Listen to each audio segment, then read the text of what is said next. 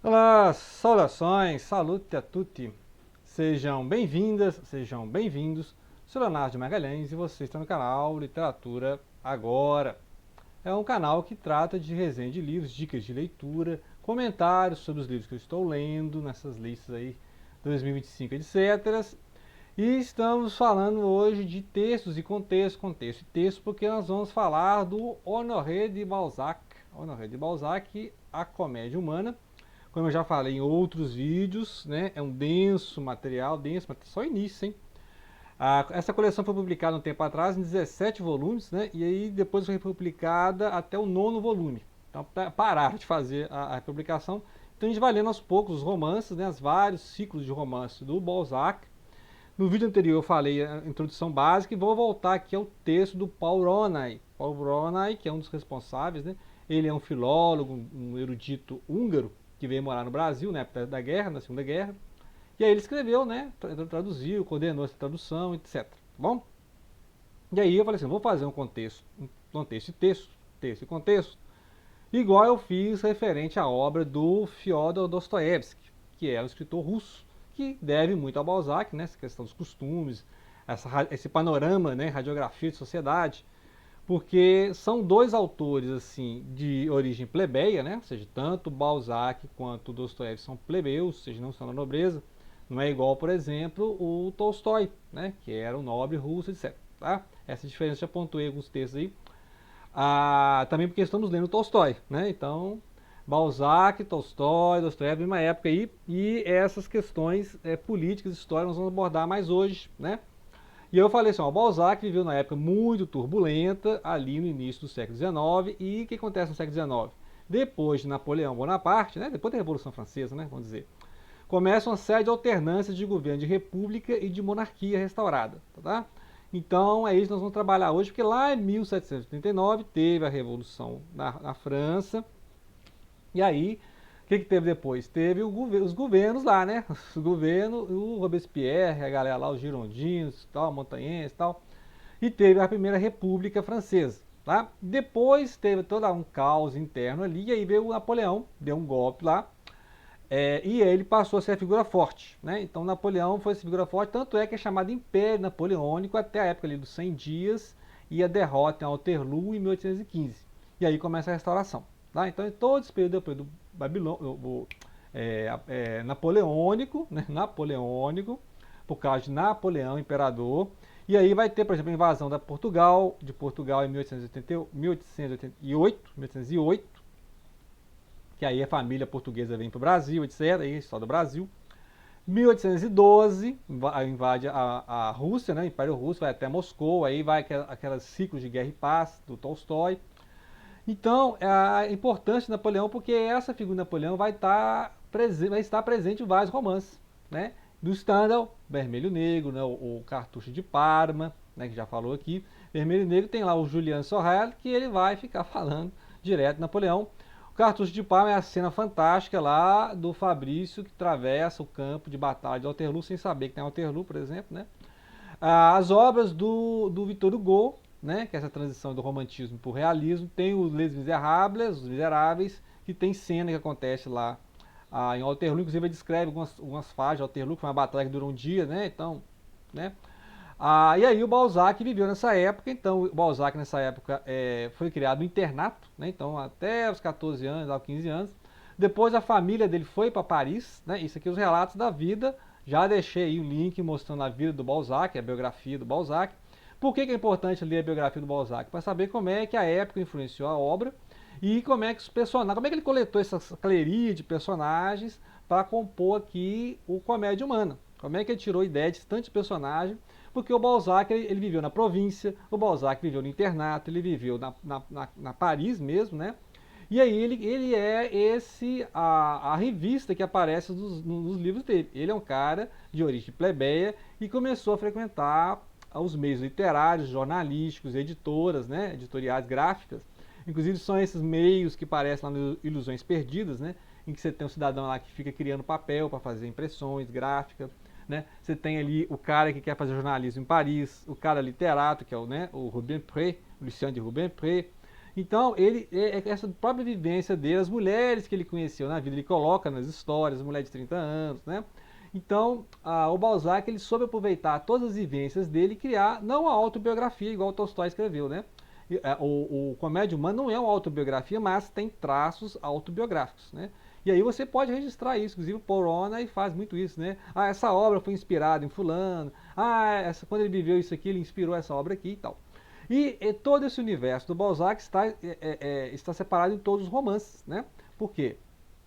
Personagens se repetem entre os romances. Então, um personagem que é figurante em um pode ser protagonista em outro, um que é protagonista em um livro pode ser figurante em outro, tá? Então, por isso se fala no universo compartilhado do Balzac, né? Eu até brinquei com a Marvel, com a DC, né? Que é esses universos compartilhados de super-herói que aparecem no filme e no outro.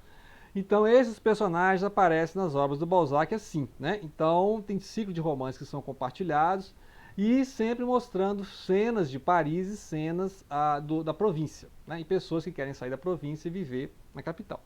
Então, os períodos mais importantes. Então, a República, depois, ela foi quebrada. Aliás, né, teve a época napoleônica, teve o Império Napoleônico. E aí, em 1815, teve a Restauração. Aí o Balzac tinha 15, 16 anos, né? E aí foi para Paris e começou, então, a mexer com gráfica, queria publicar os primeiros livros. O primeiro tipo de livro do Balzac era basicamente aqueles romances do Walter Scott, né? Romance histórico e tal. Não tem muito valor literário, mas é um exercício, né, de juventude, igual os primeiros do Tolstói também, né, que você vê ali o esforço de criar o autor, né, ou seja, a criação de estilo. Né? O que é o autor? O estilo literário. Né? Assim como tem o estilo literário do Tolstói, do Dostoiévski, do Balzac, porque é a forma de escrever, a forma de olhar que o autor tem e a criação dos personagens. Né? Que nisso também ele assim, marca também o Dickens, né? O Dickens tem um estilo, tem um personagem, então é isso que marca essa literatura aí do século XIX, na época em que quem fazia sucesso era o Dumas, né? O Dumas pai e o Dumas filho, né? Aquelas romances de cavalaria, romances de capa-espada, né? Romance histórico que você passava lá na época do Richelieu e tal. E aí o Balzac falou assim, não, vou contar a história do aqui e agora, na época que ele estava vivendo, né? Aí nessa época também o Balzac, aí teve em 1830 teve, né, uma revolução, subiu outra república, e aí depois em 1848 teve outra revolução, né, subiu uma república que foi breve, porque aí o cara deu um golpe, né, o presidente lá deu um golpe, era parente do Napoleão, né, e dos Bonaparte, ele deu um golpe e aí criou o Segundo Império. O Segundo Império vai ser aí a época do Baudelaire, né, do Flaubert e tal, do Rimbaud, até que vai ter a invasão alemã prussiana, né, que aí o imperador vai ser derrotado e aí em 1870 vai ter a Comuna de Paris. E aí já é a época ali do Maupassant, do Zola, etc, né, que aí já é o realismo, naturalismo, tá? Eu já falei em outros vídeos sobre isso, a história da literatura francesa, né? Já falei desses estilos. Mas só para situar a importância de entender essas alternâncias de governo na França. Então, ora você tem república, ora você tem restauração monárquica. E os nobres só foram mesmo desalojados do poder durante a Primeira Guerra Mundial. E aí você tem que ler os romances do Proust, né? Porque o romance do Proust mostra que lá na República, depois de 1870, a Terceira República, acontece que, então continuando, então essa alternância de política aí, de classe, né, que está no poder, esse gerente da ordem, é importante para entender as várias estilos literários, gêneros literários, escolas literárias, que se alternaram na França, né? Então o próprio Balzac estava ali às voltas das questões políticas, né? Porque o Balzac também tentou ser político. Então o Balzac é um cara impressionante, né? Ele ficava frequentando esses bailes da nobreza, né? Tentando subir, cortejando as damas de sociedade, né? Igual os personagens dele, né? Os personagens dele são plebeus que ficam cortejando as damas da sociedade, etc, né? Então é interessante como é que esses personagens se identificam pela própria vida do Balzac, né? Então, o que o Balzac fazia nessa época? Então ele tentava uma carreira, né? Só que é o seguinte, para ter uma carreira política, ele tinha que ter certos votos, né? E com esses votos ele conseguia certos cargos, de província mesmo. Então, aqui ele não conseguia esses votos, voltava com outras eleições, tentava outras plataformas, né? Gastava dinheiro com isso, né? Tentava ali entrar nos ciclos sociais das cidades, da província e depois em Paris também. Então é nesse modo que ele consegue falar das cenas de província, as cenas de literatos, jornalistas, pessoas que mexiam com gráficas de livros. Depois você tem as cenas de bailes, né? Os bailes, tanto na província como os bailes na capital, que também vai influenciar o Flaubert, né? Lá Madame Bovary, você vê que tem essas cenas de baile. O que acontece nessas cenas, né, de baile, seja na cidade, na província, é o momento em que se reúne vários personagens para dialogar entre elas. Coisa que a gente vê no Tolstói, coisa que a gente vê no Dostoiévski também, né? Que é essas cenas em que tem um grande poder dramático, que é você colocar várias pessoas de vários núcleos de personagens na mesma cena, né? Muito bem, então acontece que aí, até quando ele tinha 50 anos, né, ele viveu ali durante ainda a República. Lá depois que ele morreu, né, acho que 1 ano, 2 anos depois que ele morreu, é que vai entrar então o outro império, porque aí não deu certo a República, os monarquistas, né, e em certos modos também os monarquistas apoiavam o Balzac apoiava os monarquistas, né, porque até ele achava chique, né, ele tinha uma certa figura, assim, aliás, uma certa devoção com a figura de Napoleão, coisa normal na época. Você vê vários personagens do Victor Hugo, do Stendhal, né? Até do Maupassant lá na frente, né? No naturalismo e realismo, que são personagens que são ficcionados, assim, fã-clube do Napoleão Bonaparte, né? E aí o Balzac ele tentou essa carreira política até a morte dele. E aí outra coisa, ele tentava então manter esses contatos na sociedade e ao mesmo tempo escrever isso aqui, né?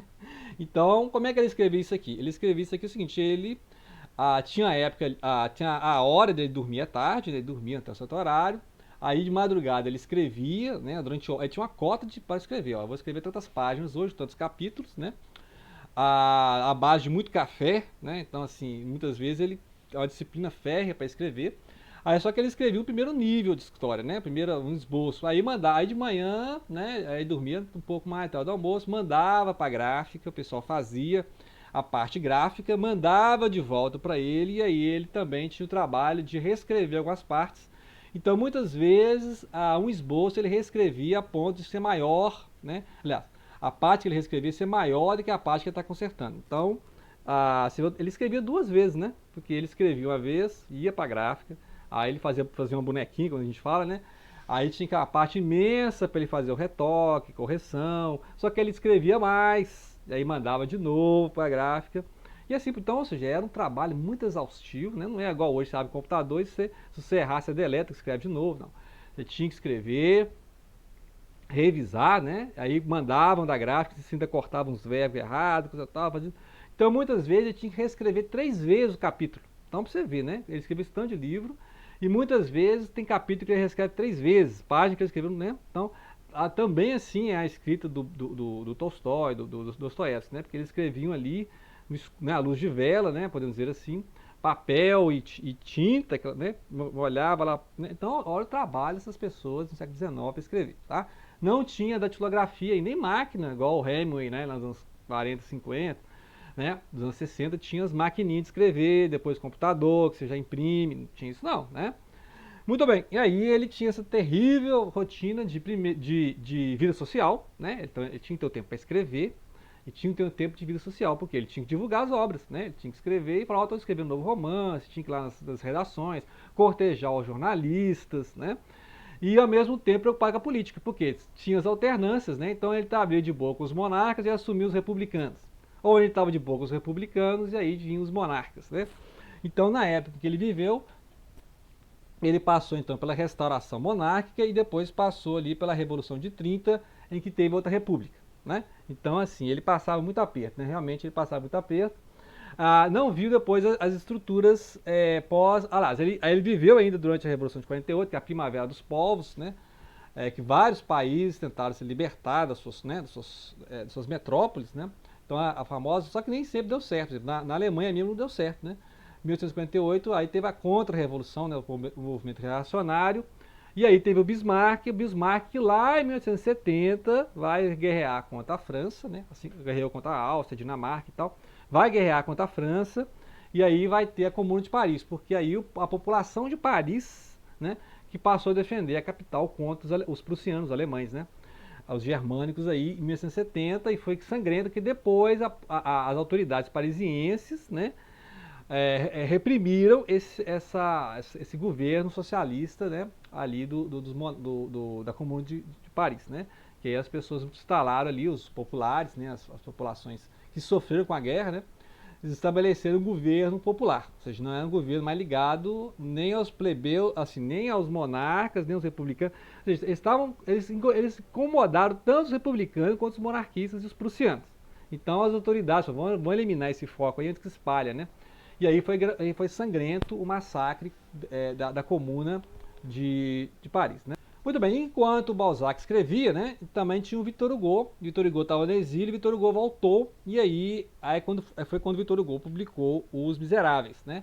Que aí Os Miseráveis tem muitos diálogos, né? Os Miseráveis tem várias cenas em que acontece na província, na capital, entre plebeus, né, entre nobres, entre aristocratas, entre pessoas rivistas que começaram pobres, subiram, igual o próprio Jean Valjean, que era pobre, depois virou prefeito, né? Então, eu comparo muito essa obra do Victor Hugo com o Balzac, né? Porque aí toda essa questão de quadros, de costumes, de história, né, de famílias, vai começar a ficar presente mais na literatura, né? Vejo ali, por exemplo, as próprias obras dos russos, que eu falei, o Tolstói e Dostoiévski, mas também ali o Zola, que vai fazer isso aí, né, o realismo naturalismo, o Maupassant, o Proust, né, vai fazer o seu ciclo de romance, o Proust Tempo Perdido, mostrando esses vários núcleos de histórias e personagens. Então você vai ter os plebeus, você vai ter os serviçais, você vai ter os nobres, você vai ter os governantes, você vai ter os literatos, né? Então é isso que é interessante, esse recorte de sociedade que o Balzac fez. E por quê? Porque ele viveu toda essa turbulência política, tentou ser político, montar editora, montar gráfica, sei o quê, né?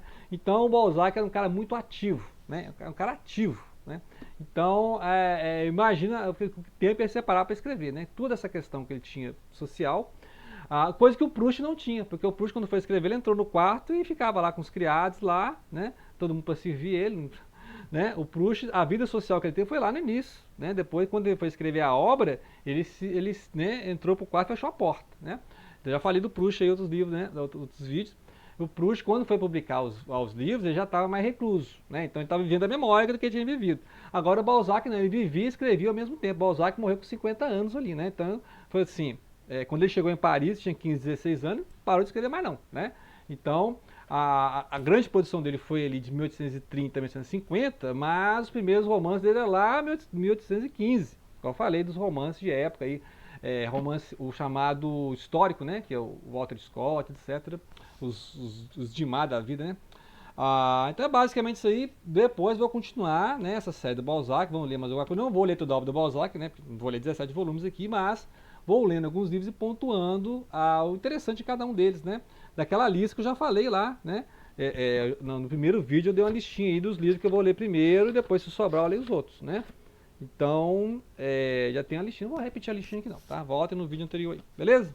Então é basicamente isso aí, né? O nosso vídeo de texto e contexto, contexto e texto sobre a obra do Balzac. O Balzac e a história francesa do século XIX, ok? Então, grato pela atenção, não deixem de compartilhar.